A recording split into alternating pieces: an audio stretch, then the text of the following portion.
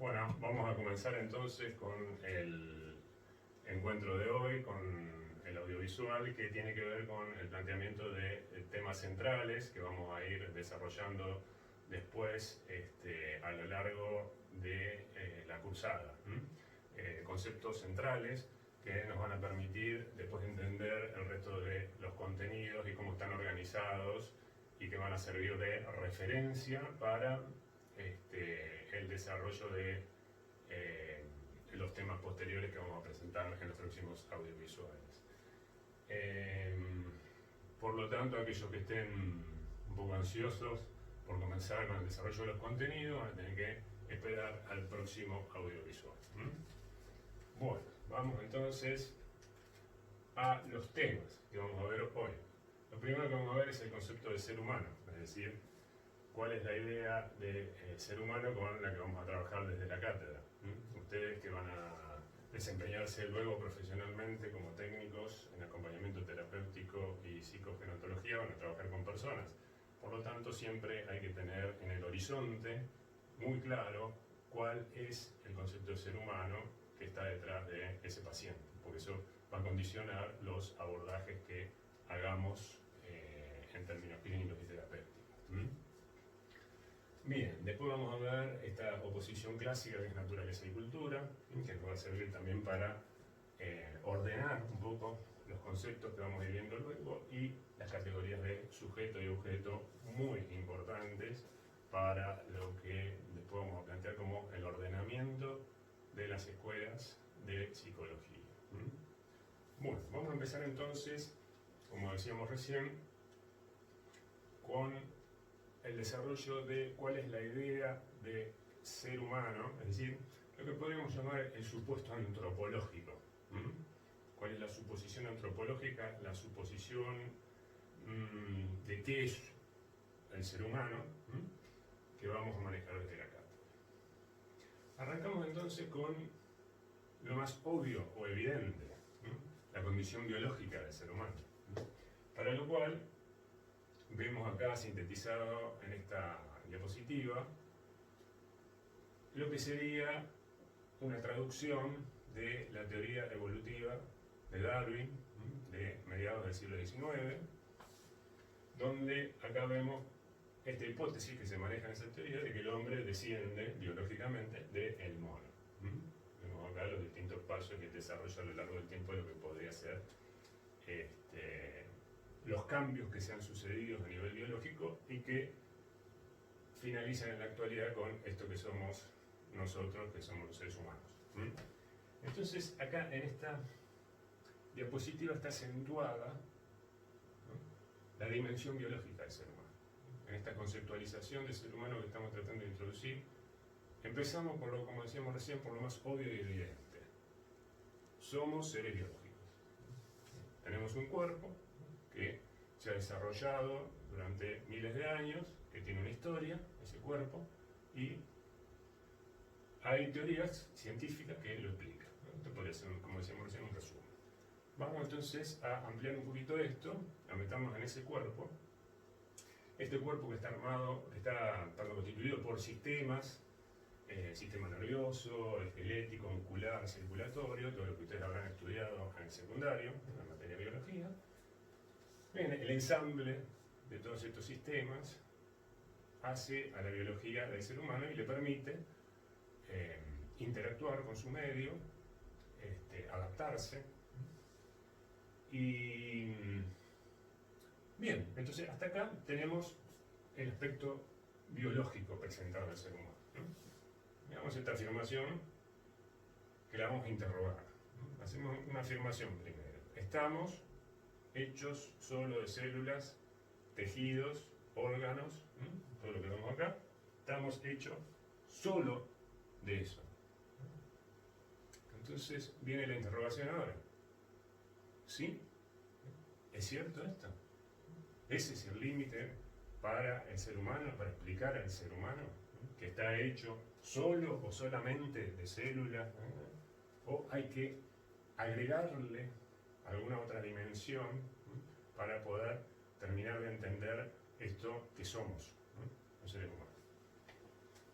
Algunos se contentan con esto, ¿no? Por eso decíamos ahí al principio, en estos supuestos antropológicos hay que definirlos, porque algunos dicen, bueno, somos esto y acá se termina, con esto explicamos todo lo que es el ser humano, ¿no? Hay otros dentro de la ciencia que dicen, no, esto es un componente, pero hay otros componentes que también que trascienden, ¿no?, esta materialidad del ser humano, de la biología, la trascienden, ¿no?, y también son necesarias de tenerlas en cuenta a la hora de conceptualizar qué es el ser humano. Entonces,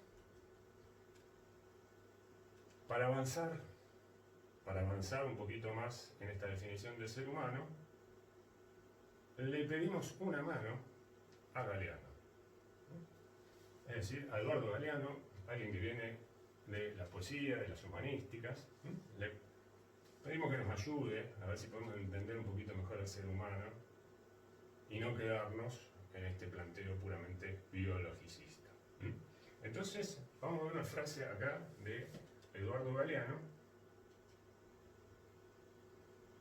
que arranca con lo que veníamos planteando, pero le agrega otro componente más que nos va a servir a nosotros para terminar de definir lo que vamos a plantear como ser humano.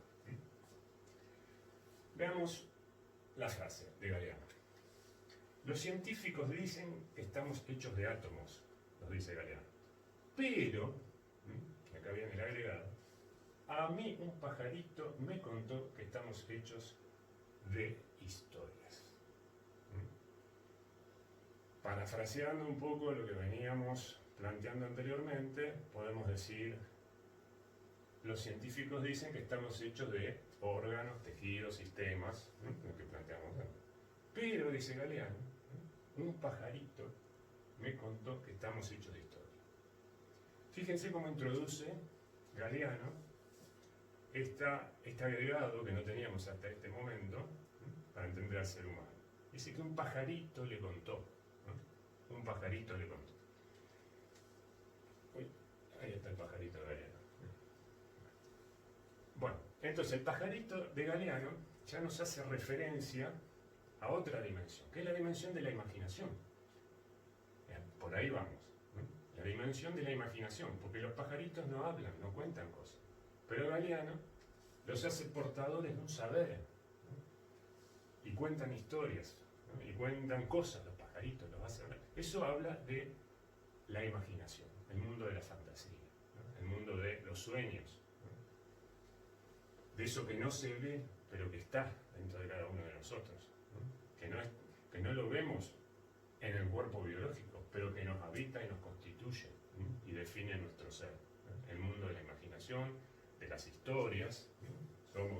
Cada uno tiene sus historias, sus trayectorias, sus biografías, y esto es muy importante para ustedes cuando trabajan con pacientes, ¿no? Entender que somos el punto de llegada de un montón de cosas que han pasado y que están presentes todavía, ¿no? Están presentes, no las vemos, pero están presentes en términos de historias en nuestra memoria, ¿no? Y se pueden actualizar en cualquier momento. Entonces, ya tenemos los componentes para armar nuestro concepto de ser humano. Ya tenemos los componentes. Tenemos el componente biológico y este otro componente, o esta otra dimensión, para ir poniéndole los nombres técnicos correspondientes, dimensiones, lo vamos a llamar, de ser humano, que hace referencia a que estamos constituidos de historias. Es decir, un mundo, podemos decir, un mundo externo, que sería el cuerpo biológico, que nos conecta con el mundo externo, es la mediación, lo biológico es la mediación con lo externo, y un mundo interno. Mundo externo y mundo interno. Las dos cosas constituyen al ser humano. Avancemos entonces a la próxima filmina para ya ir rodeando esta definición. Ya tenemos los elementos, la vamos a ir armando. Ya vamos a ir armando la definición de ser humano. Bien, entonces, tenemos nuestro ser humano. Volvemos a la filmina que teníamos antes. Tenemos de este lado el cuerpo, la dimensión biológica.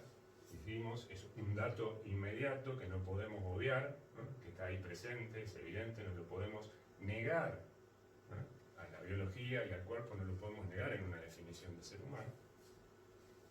Pero tampoco nos quedamos solamente con eso. ¿no? Por eso decíamos, solo células, órganos. Ahora ya sabemos que no. Tenemos que agregar otra cosa. Entonces, el pajarito galeano de vuelta, y ese nos viene a advertir el pajarito galeano que hay algo más en el ser humano, estas historias. Entonces, el cuerpo y ese algo. Tenemos que definir ahora el algo más. ¿Sí entendemos? ¿Cómo lo vamos a nombrar a ese algo más en esta cátedra? Entonces, fíjense que partimos de una nube. Siempre el dibujo que utilizamos es una nube para empezar con la interrogación, porque precisamente es algo que no lo vemos, algo etéreo, que está más allá de lo material, eso que estamos tratando de conceptualizar. Entonces, este algo más tuvo a lo largo de la historia, y de las disciplinas que trataron de abordarlo, de entender esta dimensión más allá del cuerpo, las disciplinas lo fueron nombrando de distinta manera a este algo más. Se lo llamó conciencia, se lo llamó mente, psiquismo, inteligencia, inconsciente, alma. Todos nombres para intentar definir esta dimensión más allá de lo biológico.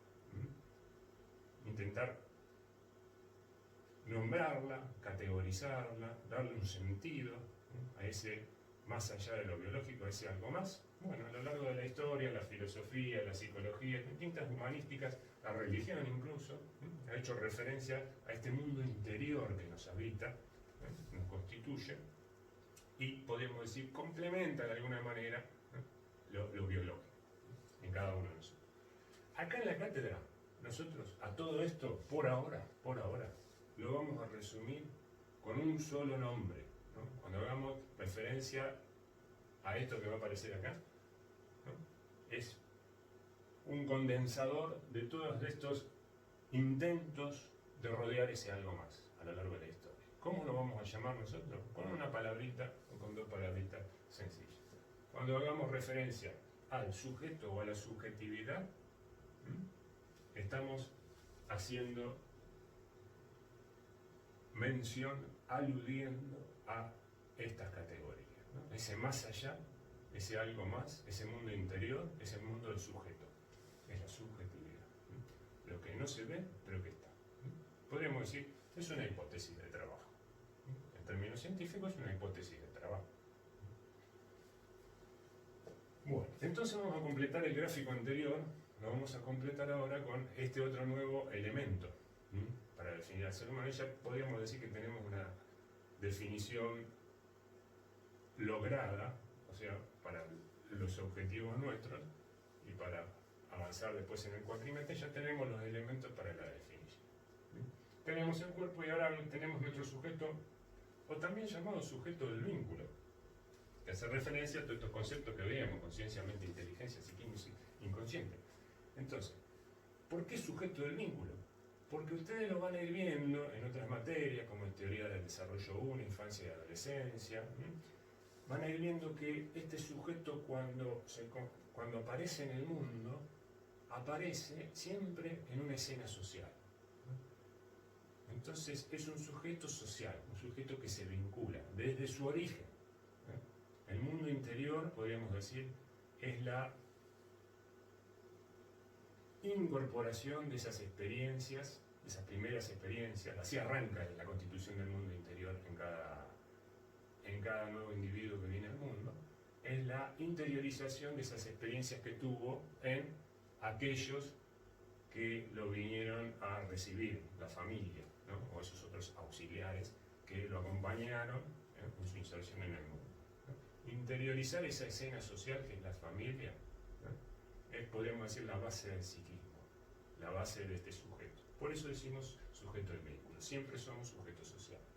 Y acá, para que a ustedes les quede más claro y no piensen que esto es una novedad lo que estamos planteando, alguna vez habrán escuchado la definición de la OMS, ¿no? De la Organización Mundial de la Salud sobre todo, que dicen el hombre es un ser biopsicosocial.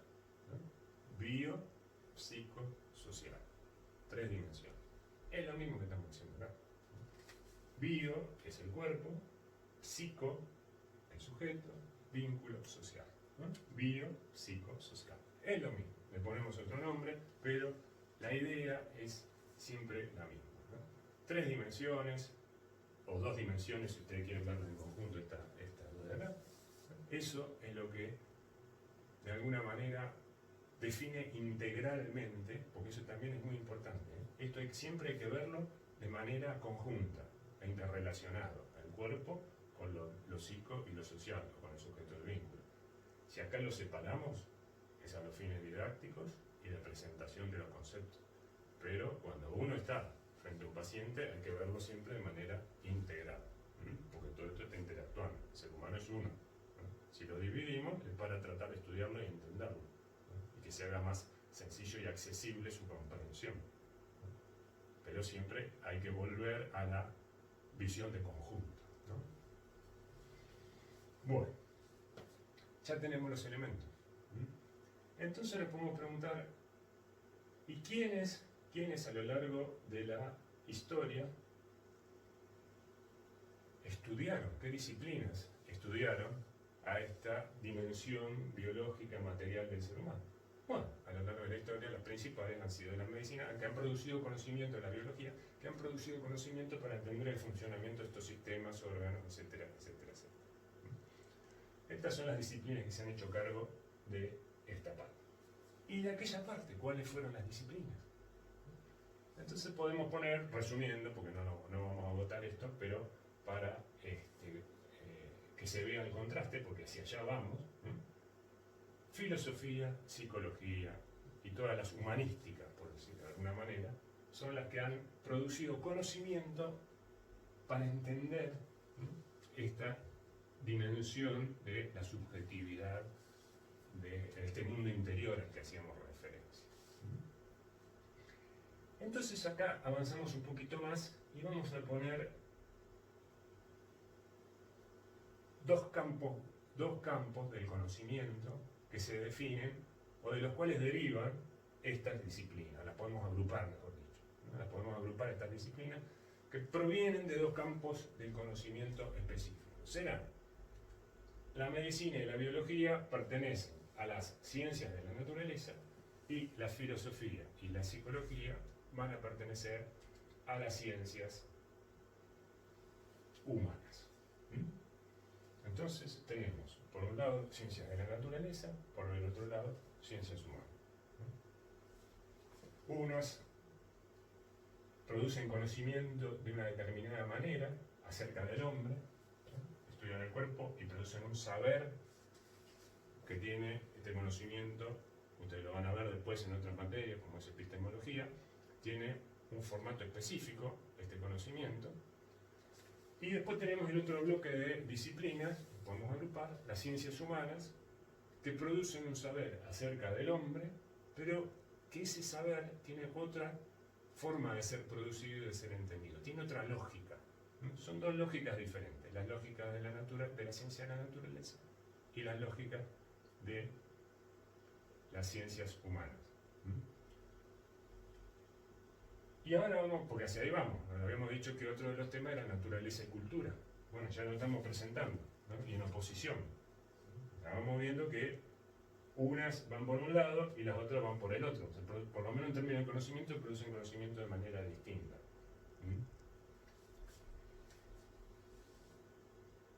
Y acá ponemos a la psicología. De este lado la estamos poniendo a la psicología, no lo estamos poniendo de este lado, ¿no? Entonces, para que ustedes vean también cómo esta definición de ser humano ya condiciona los campos disciplinares, ¿no? Ustedes, como técnicos, se van a tener que ubicar más de este lado, como futuros técnicos trabajando con personas en el campo de la clínica, con pacientes, ¿no? De ese lado. Entonces, esa es la lógica que va a primar en el trabajo de ustedes, no tanto esta lógica que es un poco más dura. Acá 2 más 2 es 4. Acá depende de la persona. Entonces esa elasticidad y esa variación ya nos obliga a posicionarnos de una manera distinta cuando queremos saber o producir conocimiento en relación a esta categoría. Bueno, de a poquito vamos llegando a el lugar donde nos interesa. Entonces tenemos nuestra definición de ser humano, las dos dimensiones importantes, ¿no? Esta tiene encapsulada una más, así que serían 3 en total, pero no vemos como 2 en principio. Y esto nos ha llevado a la ciencia de la naturaleza y ciencias humanas, ¿no? Así como cuerpo y sujeto lo podemos pensar como dos categorías, mundo exterior, mundo interior, ¿no? Como dos categorías en principio antagónicas y complementarias, y acá también, ¿no? Son antagónicas, pero si queremos conocer al hombre en su integridad tenemos que sumar uno y otro. Vamos entonces ahora sí, a el otro tema, que era naturaleza y cultura. Bueno, un clásico que siempre aparece en todos los textos de humanísticas, en textos que piensan estas cuestiones epistemológicas, un poco la posición entre lo que es el orden de la naturaleza y el orden de la cultura. Ahora vamos a ver, ¿no? Y en el medio como se llama, oposición versus. Bien. Vamos entonces a tratar de justificar, para que ustedes entiendan y que esto no es un capricho, el porqué de esa oposición. ¿Por qué lo planteamos en términos de oposición? Vamos a dar ejemplos para que ustedes lo visualicen, como decíamos recién, porque hay dos lógicas diferentes.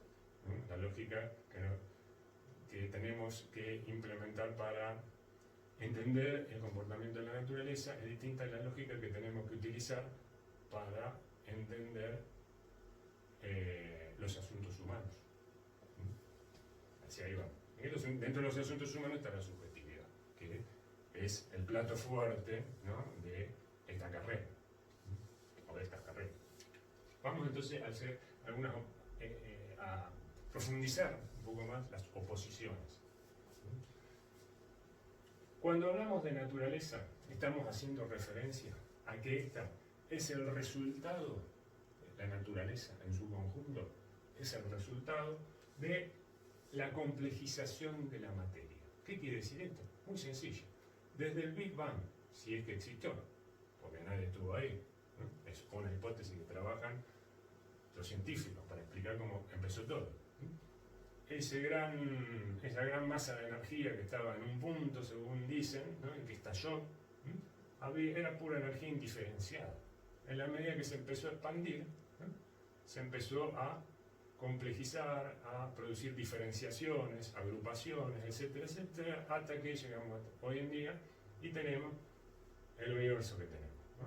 El universo material, ¿no?, estrellas, nebulosas, galaxias, ¿no?, sistema solar, ¿no?, complejización de la materia. La materia se ha ido complejizando, se ha ido asociando de distintas maneras y ha ido produciendo distintos objetos materiales que andan dando vuelta por todo el universo. Dentro de eso tenemos nuestro sistema solar, planeta Tierra, la vida. Entonces, la naturaleza, la vida, todo lo que nos rodea, es el resultado de un proceso gradual de millones de años de complejización de la materia. El resultado es esto que nos rodea. Sencillo. Vamos a la cultura. Esto es el resultado de complejización de la materia. ¿Y la cultura es el resultado de qué? Es el resultado del trabajo y el esfuerzo humano. Todo lo que es la cultura no está en la naturaleza, no es el producto de la naturaleza, ¿no? Es el producto del trabajo, el esfuerzo, ¿no?, la dedicación, ¿no?, del ser humano. Eso ha generado, como dicen algunos, una segunda naturaleza, que es la cultura. Todas las producciones humanas que hacen a la cultura, y que son los resultados de este trabajo y este esfuerzo, humano, porque no hay nada espontáneo, son todos el ser humano trabajando, entonces todos los productos de la cultura, de los productos artísticos a los artefactos que nos rodean, la ropa, los utensilios que utilizamos para comer, para lo que fuere, el coche, etcétera, etcétera, todo es resultado de ese Homo sapiens que veíamos al principio. Bueno, empezó a trabajar con su inteligencia y a generar estos problemas. Y ahí vivimos nosotros, porque la cultura es nuestro medio ambiente artificial, distinto de la naturaleza en el que viven los animales. Nosotros como seres humanos armamos nuestro propio ambiente, que es la cultura, ¿no?, separado. Por eso decimos segunda naturaleza, está como arriba de la otra naturaleza. Bien, entonces ahí ya tenemos una oposición. Tienen orígenes o trayectorias diferenciadas, la naturaleza y la cultura. Proceden de lugares diferentes. Bien. La naturaleza, como decíamos recién en la descripción que hicimos del Big Bang, implica una organización que se extiende a todo el universo.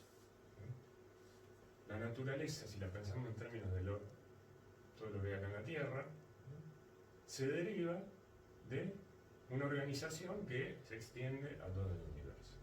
En cambio, la cultura, su modo de funcionamiento, tiene que ver solamente con los seres humanos. No hay cultura en Marte, en Júpiter ni en Saturno.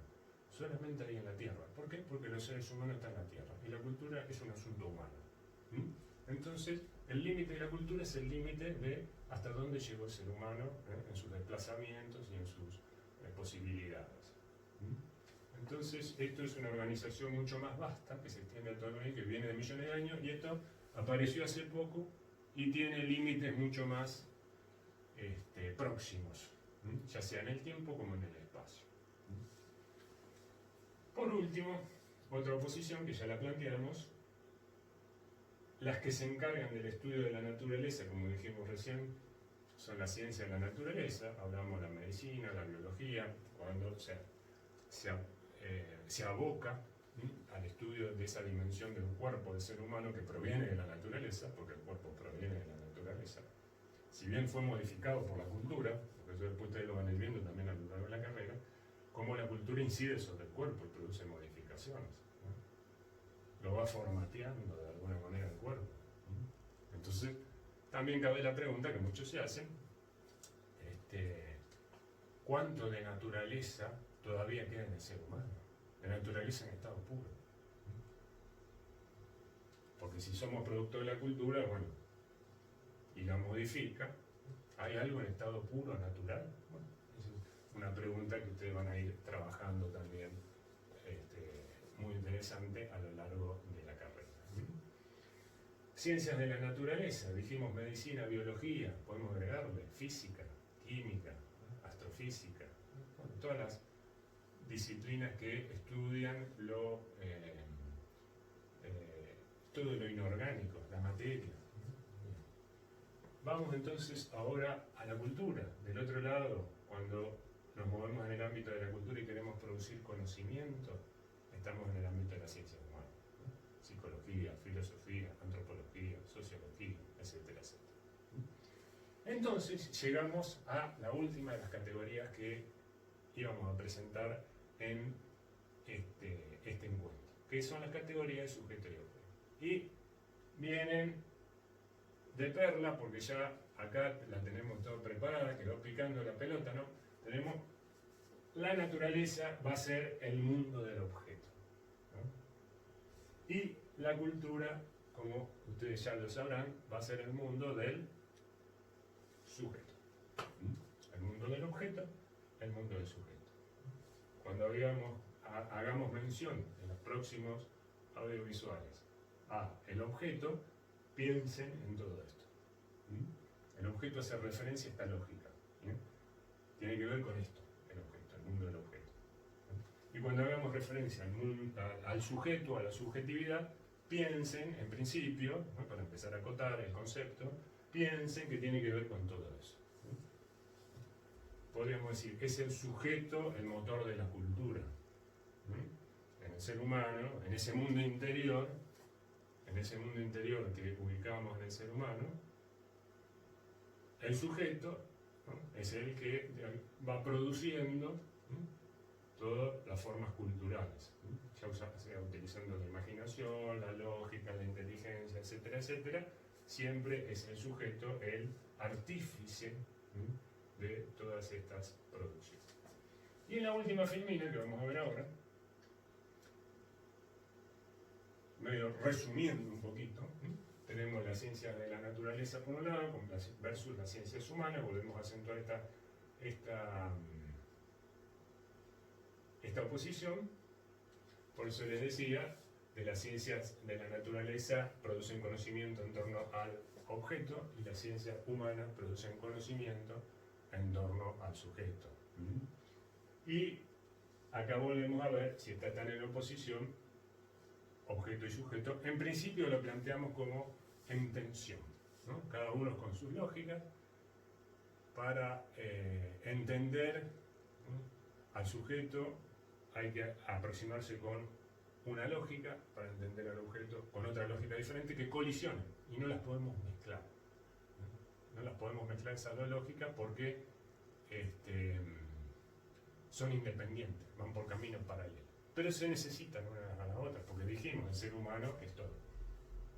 Entonces, guarda con eso. Oposición, integración, los dos movimientos.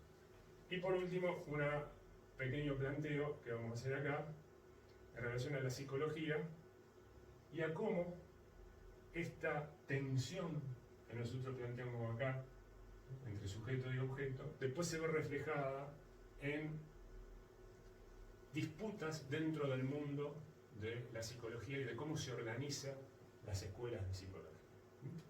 Porque nosotros dijimos algo recién en relación a que del sujeto se ocupaba la psicología, la filosofía, las ciencias humanas. Bien. Como decíamos, la psicología pertenece a las ciencias humanas, fue una de las disciplinas que se ocupó del sujeto y de la subjetividad. Sin embargo, y acá dejamos planteado un interrogante, vamos a ver luego, cuando avancemos con los textos, que hay una gran clasificación en el mundo de la psicología entre dos grupos que se denominan psicologías humanísticas o subjetivistas. Fíjense cómo es el nombre, ¿no? Un grupo de psicologías o de escuelas de psicología que se llaman subjetivistas o humanísticas, y otro grupo de psicologías que se llaman naturalistas u objetivistas. Entonces, cuando avancemos en la próxima clase, ustedes se van a encontrar con esas palabritas que ya las vamos identificando. Psicologías humanísticas o subjetivistas y psicologías naturalistas o objetivistas. Pero, y acá está el problema, si las psicologías se ocupan del sujeto, ¿cómo es posible que haya psicologías objetivistas? Porque el sujeto está de este lado o no está de este lado. Entonces, ahí ya ustedes van viendo que hay un problemita dentro del campo de la psicología que después lo vamos a explicar, pero ya lo dejamos planteado. Que esta tensión, ¿de dónde proviene? ¿De dónde proviene la tensión que ustedes puedan encontrar y las peleas dentro del mundo de la psicología? Entre psicologías, o los representantes de las psicologías subjetivistas, de las escuelas de psicología subjetivista, y los representantes de las escuelas de psicologías objetivistas, o naturalistas. ¿De dónde proviene esa tensión? Y proviene de una cuestión de base que tiene que ver con esto, con estas dos lógicas diferentes que después se metieron dentro de la psicología. Y ahí se produce una disputa, una división. Bien, con esto terminamos el encuentro introductorio. Por eso le decía al principio, esto es todo introductorio para lo que viene después. Son necesarias ver estos contenidos muy generales, de dónde provienen, darle una mínima explicación, porque después vamos a empezar a utilizar estas palabras, sujeto, objeto, subjetividad, y uno no sabe a qué hacen referencia. Bien, entonces, para la próxima clase, para el próximo encuentro, vamos a trabajar el texto de Jung, que ustedes tienen en la bibliografía, el capítulo de tipos psicológicos. Lean por favor los tipos psicológicos, el capítulo correspondiente, que ahí se van a encontrar, y ahí vamos a empezar a utilizar esta categoría, con dos palabritas también muy importantes que trabaja Jung en ese texto y que nosotros vamos a desarrollar, que es introvertido, extrovertido. ¿no? Los dos tipos psicológicos que trabaja Jung, el tipo psicológico introvertido y el extrovertido, nos vamos a detener en esas categorías que Jung ha desarrollado y que nos ha propuesto, y que hacen referencia a este mundo interior y al mundo exterior, el introvertido y el extrovertido, ¿no? Entonces ya ahí vamos viendo cómo estas cuestiones que presentamos hace un ratito nos sirven para también conectarlas con algunas propuestas de autores que tienen que ver con la psicología, como es Carl Jung. Bien. Bueno, nos vemos entonces en el próximo audiovisual para trabajar los tipos psicológicos de Jung.